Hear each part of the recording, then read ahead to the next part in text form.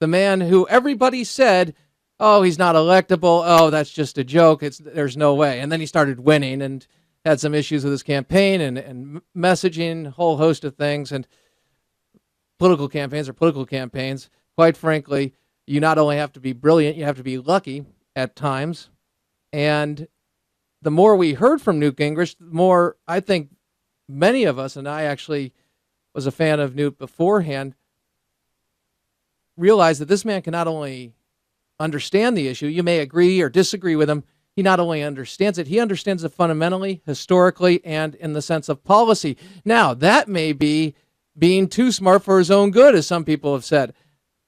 Nonetheless, when he engages and is on topic, I don't think there's a better person to communicate a conservative message, or a message, in fact, of talking politics in the sense of being on point and being able to absolutely destroy his opposition when it comes to conservatism versus liberalism. Okay? Well, Crane, is he like Bush to you? No, there are things I appreciate about certain leaders. And I look at Newt Gingrich and I look at a guy, may not agree with all the things, but he's dedicated to his life since leaving Congress to policy and understanding it and solving things. May agree or disagree. Bottom line, he was on This Week with George Stephanopoulos, and he got into an exchange with the former Secretary of Labor, and it began, well, part of it, this is where we'll pick it up. He is speaking to the economic agenda and the party. Roll it. Is this an issue that Republicans should be talking about? Absolutely. I mean, how can you justify the level of wealth in those big towers in New York City, right, and the level of poverty in those alleys? Absolutely. And without talking about government, say, surely a society that cared, that believed every person was endowed by their creator with the right to pursue happiness, would come up with a better solution than 22,000 children that are homeless. And I think that the Republican Party has an obligation to rethink some of its indifference to the very poor. And I think the Democrats have an obligation to ask themselves, after 50 years of the war on poverty, isn't it clear the government is not a very good... Well, except for the... Wait a minute, hold on. I want to say one thing. Mr. Secretary. The war on poverty, which next year we are going to celebrate the 50th anniversary, in addition to the Civil Rights Act, the war on poverty was successful for a time. What has happened, however, over the last 30 years is that much of the ardor, much of the concern, much of the what propelled that war on poverty has dissipated.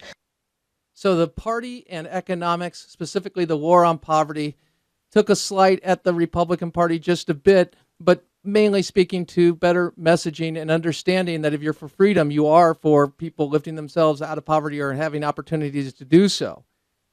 But Robert Reich took him to task about the war on poverty, and oftentimes the left wins this debate, not based on reason, history, or fact, but pure emotion, and looking at the idea of being conservative in any way as somehow not being compassionate or desiring to help those in need.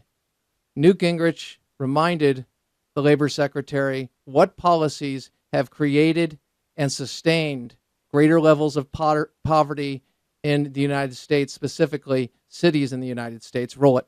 After 5 years of President Barack Obama, we see the problem worse. Well, the problem is worse. I think it has something to do, perhaps, with the intransigence of the Speaker's party.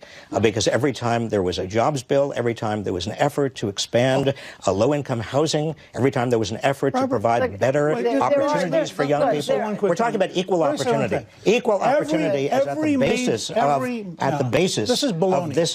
What is baloney? Here's the baloney. Every major city which is a center of poverty is run by Democrats. Every major city. Yes. Their policies have failed. You're not willing to admit it, and the fact is it's the poor who suffer from bad. Wait a minute.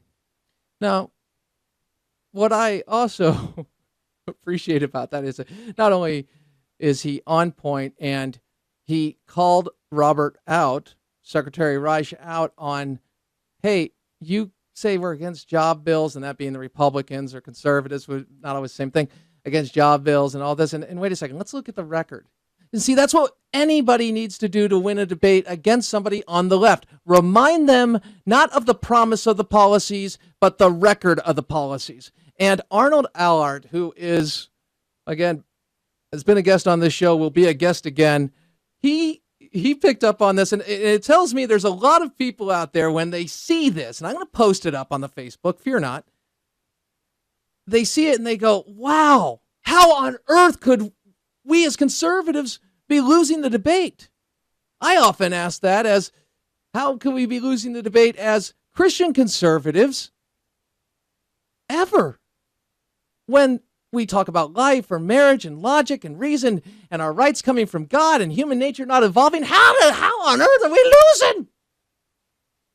And the truth is, if you look at the message that gets broadcast, I mentioned this last night when diagnosing the low information voter, the LIVs, or that's low information voter syndrome. They hear a headline, they hear it repeated over and over again. They're not really reading below it. They see politics as separate from news in the sense of being informed. They don't recognize that if you're not understanding politics, you're not understanding the influence, or the people that are making decisions on your life.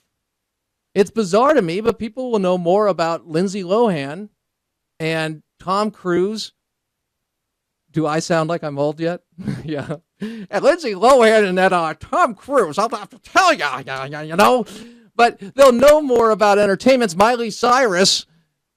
Okay, are you doing that? Yeah. So they'll know more about that than they will about the latest budget deal and how it makes it easier for spending levels to be raised with a provision within it that allows the Senate to, in essence, push tax increases, made it a lot easier to do so. And it's a little in the weeds, and we talked about it last week, and now it's getting picked up on by a whole host of people, originally picked up on by the National Review. My point is, these are policies that are going to directly impact the vast majority of Americans, if not all of us. And people will know more about something else. Now, why is that? Why is there a disinterest in politics? Well, it's confusing. There's a lot there. Nobody wants to look like they don't know what they're talking about because it's uncomfortable. As I told you last night, when I'm discussing NASCAR, I've got to say the substance of my comments really doesn't go beyond the fact that I love the music, the prayer, and those cars go really fast. I'm just not into it. And so, hey, the colors of the car are really cool. Hey, did that guy wear pink for the breast cancer? Wear pink, raise awareness? Yeah, I saw that ad too. Okay, see what I mean? But when people have that attitude when it comes, or that type of response when it comes to politics, and you try to say it's politics, I'm really not care, they just all need to get along, I got to call out and say that's really irresponsible, and sooner or later you're going to feel that. And that's what America's waking up to, because we've gotten a full frontal of President Obama's liberalism, President Obama's, in essence, advocating policies, means of production is energy and control over banks, and then we look at private property and individual ownership and individual liberty. Yeah, it's socialism. I know it's an economic theory as well as a political theory. In a sense, when it goes and completely becomes political, it goes to communism, but I digress. Here's the point. Follow me here. We are getting the full frontal, the full impact of these liberal policies, and they're very destructive. So we have long-term unemployment. We have the statistical dodge, not recognizing people are leaving the workforce, and we have an administration that when it's called out about something, they blame others. By the way, that flows right into their economic theory, because their economic theory is fueled by blaming others, by envy, by violating the 10th commandment, by us sitting there going, you know what? If somebody says they have something or they have something nice, somehow they should be taken down a notch. Now, obviously, we've seen this. We even saw this with our Lord and Savior. Yeah. When he confronted the Pharisees and they go, isn't he the son of, wasn't he born and made? Who is this guy? Who is he telling us that he's an authority on the scriptures? The law? Who is he? And my point is, when we do this, and we take people down a notch, and economically we're going to do it because it is our fleshly response to something that we don't have and somebody else does, and that immediately puts on us, why don't we? Why shouldn't we? Everybody should have that. We take it down, and that fuels, and that's a lot easier to get in touch with because it allows us not to take responsibility for our own lives, not to look at others' success and say, gee, what are you doing right? No, we've got to ascribe something to the person of corruption, or maybe they were born on third base and hit a triple in that way. Now, I'm not speaking to all of you, but nothing but truth. I bet a lot of you can relate to what I'm talking about right now. I've done it myself, I'm sure. No, excuse me, I have. I'm not going to say I'm sure. I'm sure I've done this. Absolutely. But my point is, this is what the fuel, this is the currency of liberalism in its economic form, not classical liberalism, liberalism as we know it. Big government, ruling class, turning things over to a ruling class, not understanding that, no, not losing their human nature.